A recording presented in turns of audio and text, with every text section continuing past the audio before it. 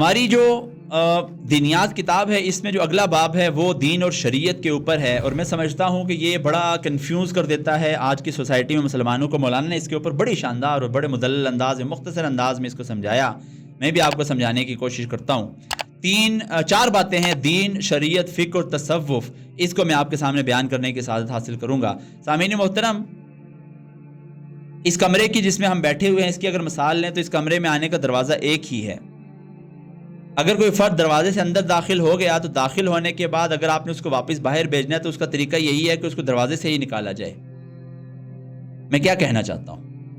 اسلام کے کمرے کے اندر داخل ہونے کا دروازہ دین ہے۔ دین یہ ہے کہ انسان چند باتوں کا زبان اور دل سے اقرار کر لے، وہ دین کے اندر داخل ہو جاتا ہے۔ ان سے ہی انکار کرے گا تو اس کمرے سے باہر جائے گا۔ لہذا دین کیا ہے؟ وہ دروازہ جو اسلام کے اندر داخلے کا ہے، وہ کیا ہے؟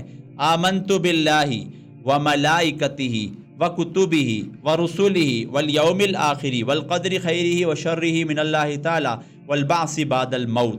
یہ 7 باتیں، 7 نماز پڑھنے والا ہو منکر نہ ہو اس کا، زکوٰۃ ادا کرنے والا ہو اس سے انکاری نہ ہو، یہ 7 اور 2 9 باتیں، یعنی یہ 9 باتیں ایسی ہیں کہ ان 9 باتوں کو ماننے والا مسلمان ہو جاتا ہے۔ ضروری بات یہ ہے کہ وہ دل سے بھی اقرار کرے، لیکن ہمیں چونکہ معلوم نہیں کہ دل سے وہ اقرار کر رہا ہے یا نہیں، اس لیے ہم یہ کہتے ہیں کہ زبان سے بھی اگر اقرار کر لے اور کہے کہ میں دل سے بھی مانتا ہوں تو ہمیں مان لینا چاہیے کہ وہ مسلمان ہو چکا۔ آمنت باللہ وملائکتہ وکتبہ ورسلہ والیوم الآخر والقدر خیرہ وشرہ من اللہ تعالی والبعث بعد الموت۔ نماز قائم کرنے والا اور زکوٰۃ ادا کرنے والا، یعنی دونوں کا منکرین نہ ہو۔ یہ 9 باتیں جو شخص مان لے اور اقرار کر لے وہ اسلام کے کمرے میں داخل ہو جاتا ہے۔ اگر تم چاہتے ہو کہ اس سے باہر نکالنا ہے تو انہی میں سے کسی چیز کے انکار پر اس کو باہر نکالنا پڑے گا۔ لہذا یعنی وہ جو ایمان مفسر و مجمل جو دینیات کتاب میں اوپر گزری ہے اس میں بھی یہی ساری باتیں ہیں۔ میں دونوں پڑھ دیتا ہوں۔ ایک ہے آمنت باللہ وملائکتہ وکتبہ ورسلہ والیوم الآخر والقدر خیرہ وشرہ من اللہ تعالی والبعث بعد الموت، اور ایک ہے آمنت باللہ کما ہوا باسمائہ وصفاتہ وقبلت جمیع احکامہ اقرار باللسان وتصدیق بالقلب۔ یہ ساری باتیں ہی اور 7 نماز اور زکوٰۃ کا میں نے ذکر کر دیا، یہ دین ہوا کرتا ہے۔ اس کے بعد شریعت کیا چیز ہے؟ شریعت یہ ہے کہ ایک شخص کمرے کے اندر داخل ہو چکا، اب اس نے اس کمرے کے اندر کچھ ایکشنز اور کچھ ایکٹیویٹیز کرنی ہیں۔ وہ ایکشنز اور ایکٹیویٹیز بھی اللہ رب العزت کے بتائے ہوئے طریقوں کے مطابق ہوں، کیونکہ ہم نے کہا کتاب آمنت باللہ وملائکتہ وکتبہ، تو لیٹسٹ کتاب کے مطابق کرنی ہے، ورسلہ لیٹسٹ رسول کے مطابق کرنی ہے۔ تو وہ دین کے اندر داخل ہوتے ہوئے اس کو سمجھا دیا گیا کہ کتاب وہ ہے اور دین وہ ہے اور محمد صلی اللہ علیہ وسلم وہ ہیں۔ لہذا محمد صلی اللہ علیہ وسلم کو فالو کرتے ہوئے اس کمرے کے اندر رہنا کیسے ہے، یہ شریعت ہوا کرتی ہے۔ اس میں اگر رہنے کے مختلف طریقے ہیں جو نبی صلی اللہ علیہ وسلم سے ثابت بھی ہیں تو اس کا اختلاف جو ہے وہ کسی کو دروازے سے باہر نہیں کر سکتا۔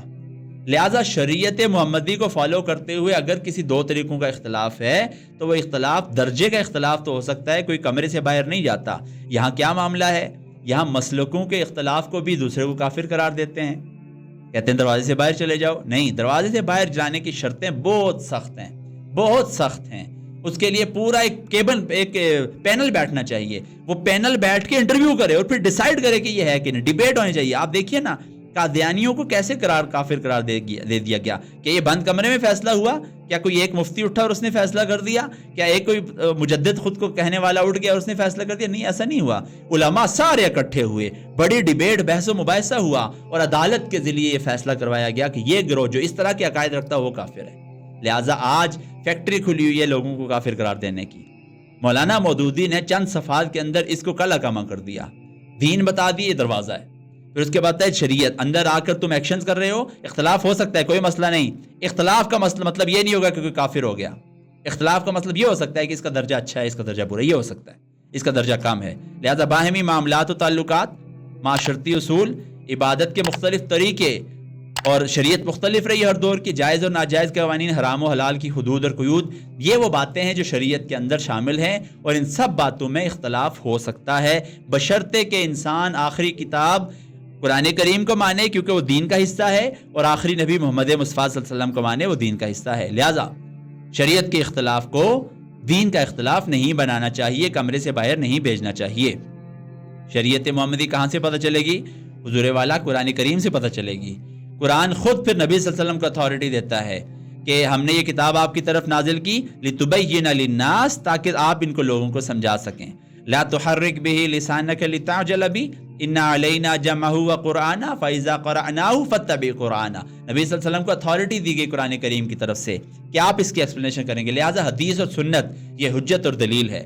اور اس کے بعد شریعت محمدی کا اگلا جو معلوم کرنے کا طریقہ ہے وہ قیاس ہے، وہ فقہ ہے. آپ جانتے ہیں کہ اس سارے معاملات کے اندر فقہ جو کہ تفصیل ہوتی ہے، جزیات سمجھاتی ہے شریعت کے اندر کیا چیز ہونی چاہیے، اور اس کو بھی ہم شریعت محمدی حاصل کرنے کا ذریعہ سمجھتے ہیں. تو دین پر ہم نے بات کر لی، شریعت پر بات کر لی، اب آ گیا فقہ. یہ تیسرا درجہ ہے فقہ. فقہ یہ ہوتا ہے کہ آپ شریعت کو فالو کرنا چاہتے ہیں تو ظاہر میں کون سے ایکشنز کرنے ہیں، یہ فقہ ہوا. ظاہر میں عمل کو فقہ کہتے ہیں، آپ سلائیڈ پر بھی دیکھ سکتے ہیں. مختلف فقہ ہیں جن کو فالو کیا جاتا ہے، یہ جو لکھی ہوئی ہیں ان سے بھی زیادہ ہیں لیکن یہ مشہور ہیں. حنفی فقہ ایسی ہے جو بر صغیر میں زیادہ فالو کی جاتی ہے. شافعی، حنبلی اور مالکی یہ ایسے ہیں جو عرب کے اندر اور افریقہ کے اندر فالو کیے جاتے ہیں. اہل حدیث مختلف جگہوں پہ موجود ہیں، اور اہل تشیع حضرات جن کی زیادہ تعداد ایران، شام اور عراق میں پائی جاتی ہے، پاکستان میں بھی یہ لوگ ہیں. یہ سارے یہ فقہ مسالک ہیں، فقہ مذاہب ہیں جن میں جزیات کے اندر اختلاف ہے. دین اور شریعت کے مسئلے پر اختلاف نہیں ہے. دین کے مسئلے کے اختلاف کو مطلب انسان اسلام میں نہیں آ سکتا. شریعت کے مسئلے میں اختلاف ہو سکتا ہے، اسلام سے باہر نہیں جائے گا. اور فقہ تو تیسرا درجہ ہے، لہٰذا کسی فقہی مسئلے کے اوپر تو 100% اختلاف ہو سکتا ہے. اس کا مطلب یہ نہیں کہ دوسرا کافر ہو گیا. اگین اس کا مطلب یہ ہوگا کہ کسی درجے میں کسی کی کمی یا زیادتی آ سکتی ہے، کوئی درجے میں بہتر ہو سکتا ہے. یہاں فقہ اختلاف حنبلی ہوتا ہے تو وہ مالکی کو کہتا ہے کہ تم کافر ہو، اور شافعی ہوتا ہے تو وہ حنفی کو کہتا ہے، اور حنفی جو ہے وہ سب کو کہتے ہیں کہ آپ کافر ہیں. لہٰذا ہمیں چاہیے دین اوپر ہے، شریعت نیچے ہے، اور فقہ اس کے بھی نیچے کی بات ہے.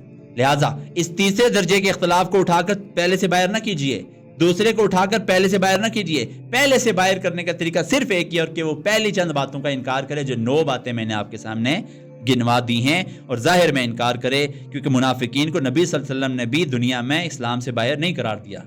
اس لیے ہم اسلام کسی کو کافر قرار دینے میں جلدی نہ کریں. اور آخری بات وہ شریعت ہے، وہ تصوف ہے. دین، شریعت، فقہ اور تصوف. تصوف کیا ہے؟ آج مسئلہ یہ ہے کہ تصوف کو الجھا دیا گیا. جو سب سے گندا رہے وہ سب سے بڑا صوفی، جو نماز نہ پڑھے اور ورد کرتا رہے وہ سب سے بڑا صوفی، وہ سالک ہے، وہ مجذوب ہے، اور اس طرح کی اصطلاحات. یاد رکھیے تصوف اصطلاح دین کی نہیں ہے. دین میں تزکیہ کا لفظ استعمال ہوا. اصحاب صفہ تھے، ان سے شاید یہ تصوف نکلا. لیکن تصوف اصلاً کیا چیز ہے؟ تصوف اصلاً یہ ہے کہ تم شریعت کے اوپر عمل درآمد کرتے ہوئے دل کی کس کیفیت سے اللہ کو یاد کرتے ہو، دل کی کس کیفیت سے اللہ کے قریب ہوتے، یہ تصوف ہوا کرتا ہے. لہٰذا عمل میں اخلاص، روح میں پاکیزگی، اللہ اور رسول صلی اللہ علیہ وسلم سے عشق، عمل کرتے ہوئے شریعت کے احکام کو حد درجہ خلود کے ساتھ ادا کرنا، یہ تصوف ہوا کرتا ہے. لیکن اقبال نے کہا تمدن، تصوف، شریعت، کلام، بتانے عجم کے پجاری تمام، حقیقت خرافات میں کھو گئی، یہ امت روایات میں کھو گئی. لبھاتا ہے دل کو کلام خطیب، مگر لذت شوق سے بے نصیب. بیاں اس کا منطق میں سلجھا ہوا، لغت کے بکھیڑوں میں الجھا ہوا. وہ صوفی کے تھا خدمت حق میں مست، حمیت میں یکتا، محبت میں فرد. عجم کے خیالات میں کھو گیا، یہ سالک مقامات میں کھو گیا. بجھی عشق کی آگ اندھیر ہے، مسلمان نہیں راک کا ڈیر ہے. صوفی کیا بن گئے آج کے، یہ آپ اور میں دیکھ سکتے ہیں. اور تصوف کی غلط تشریح ہے کہ انسان اٹھے اور حرام و حلال تبدیل کر لے، انسان اٹھے اور فرائض ادا نہ کرے. میں نے کئی ایسے دوستوں سے ملاقات ہوئی جو کہتے ہیں جی نماز کچھ نہیں ہوتا، ویسے روحانی نماز ہوتی ہے، میرے مرشد میری نماز پڑھ دیتے ہیں. خدا رہا یہ تصوف نہیں ہے، یہ کوئی اسلام اور کوئی شریعت نہیں ہے. اور غیر شرعی امور، ایون غیر شرعی امور کرتے ہوئے ہمیں کچھ حضرات نظر آتے ہیں اور کہتے ہیں یہ بہت بڑا صوفی ہے، یہ بہت بڑا بزرگ ہے. تصوف یہ ہے کہ تم شریعت کے چیزوں پر عمل کرتے ہوئے دل کی کس کیفیت سے اللہ کو یاد رکھتے ہو. اور چونکہ دل کی کیفیت ہے، لہٰذا میں اور آپ کبھی نہیں بتا سکتے کون کتنا بڑا صوفی ہے. نامعلوم کوئی ریڑھی بان مزدور، کوئی دہاڑی دار مزدور بہت بڑا صوفی ہو اللہ کی نظر میں، ہمیں نہیں پتا، کیونکہ دل کی کیفیت کو اللہ جانتا ہے. ہم جس چیز کے مکلف ہیں وہ کیا ہے؟ شریعت کے اوپر عمل ہونا چاہیے. لہٰذا دین سب سے اوپر، شریعت اس سے نیچے، تصوف اس کے نیچے، فقہ اس کے نیچے، اور پھر تصوف. اور تصوف اس سب کاموں میں عمل کے نتیجے میں ہوتا ہے. دل کی کیفیت کا نام تصوف ہوتا ہے. یہ سب تشریح جو میں نے آپ کے سامنے بیان کی، اس کو اسی طرح ہمیں رکھنے کی سمجھنے کی ضرورت ہے۔ مولانا مودودی رحمہ اللہ نے اس کتاب میں 4 یا 5 صفحوں کے اندر اس سب بات کو بیان کیا۔ دینیات کتاب کا آج ہم نے یہ موضوعات کور کی، اور یہ پوری کتاب کا تقریباً یہی خلاصہ ہے۔ اسلام کیا ہے، کفر کیا ہے، ایمان کیا ہے، عبادت کیا ہے، حمایت اسلام اور جہاد کیا ہیں، دین کیا ہے، شریعت کیا ہے، فقہ کیا ہے اور تصوف کیا ہے۔ جس انسان کو یہ موضوعات چند سمجھ آ جائیں، اسے اسلام کی بنیادیں سمجھ آ جاتی ہیں، اور اسلام کی بنیاد دراصل وہ علم ہے جو کسی فکر و نظریے کو ٹھیک کرنے کے لیے ہوتا ہے۔ لہذا اس میں کور ہو گیا اللہ کون ہیں، اللہ کہتے کیا ہیں، اور آخرت ہونی ہے کیونکہ کہانی ختم ایسے نہیں ہو جائے گی۔ یہ ساری بات ہے جو دنیات میں ہم نے کور کر لی۔ اللہ تعالیٰ سے دعا ہے کہ یہ ہمیں صحیح سمجھنے کی توفیق عطا فرمائے۔